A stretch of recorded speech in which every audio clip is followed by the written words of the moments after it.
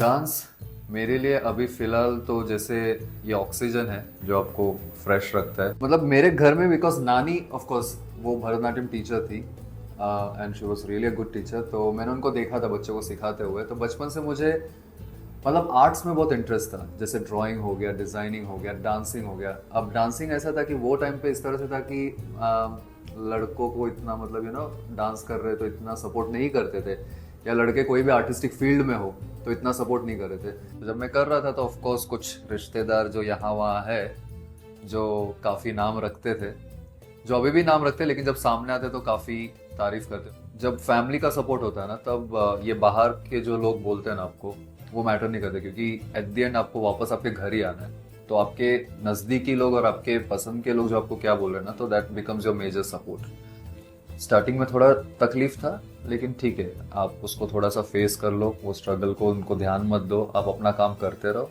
तो ऑटोमेटिकली सब सही हो जाता है। जो भी लोगों ने कहा था तुमको, या जो भी लोग तुमको खींचने की कोशिश कर रहे थे पीछे, वो सब गलत थे। पॉजिटिव जो कमेंट करते हैं उनको मैं सामने जाकर नमस्कार करता हूँ,